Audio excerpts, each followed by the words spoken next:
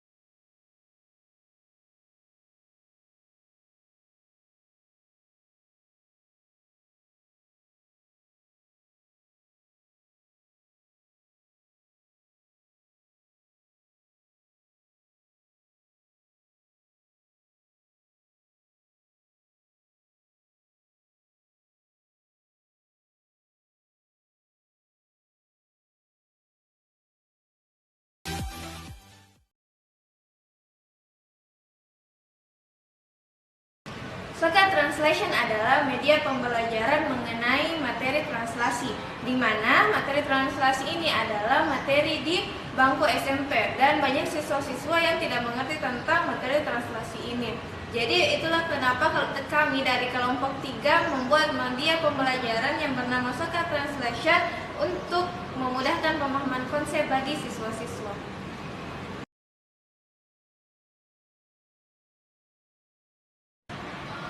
Jadi sebelum kita menggunakan media pembelajaran Soccer Translation ini, terlebih dahulu kita harus mengetahui aturan permainannya. Baik, saya akan menjelaskan aturan permainan Soccer Translation ini. Yang pertama, permainan Soccer Translation ini dimainkan oleh 2 orang pemain dan 2 dadu, yaitu dadu X dan dadu Y. Yang kedua, untuk menentukan pemain pertama, pemain berhak untuk melempar dadu secara bersamaan. Pemain yang mendapatkan dadu angka paling tinggi, maka ia berhak untuk start pertama di titik 0,0.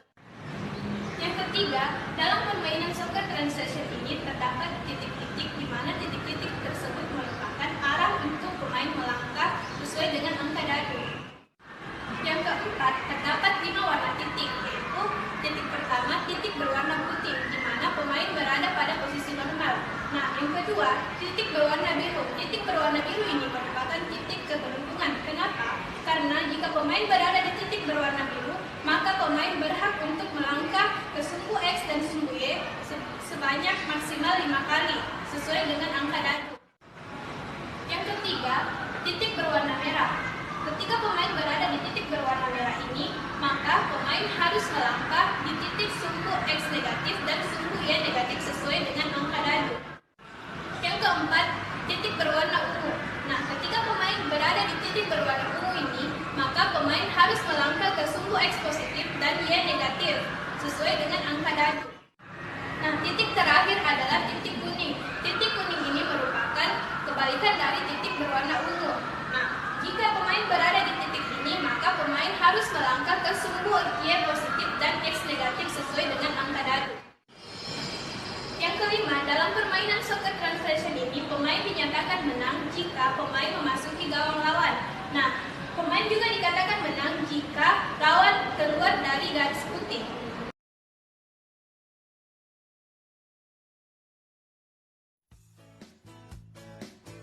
Pemain pertama adalah pion hijau karena mendapatkan angka dadu paling tinggi.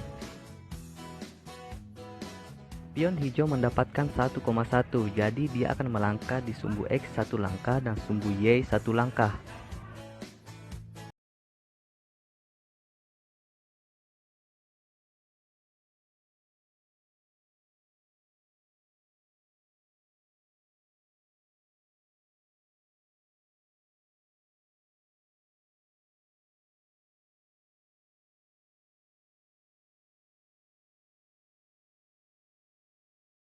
Hijau mendapatkan X, Y, jadi dia tetap berada di tempatnya.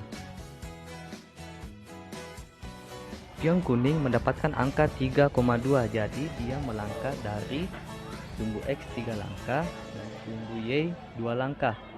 Karena pion kuning keluar dari garis putih, maka pion hijau menjadi pemenangnya.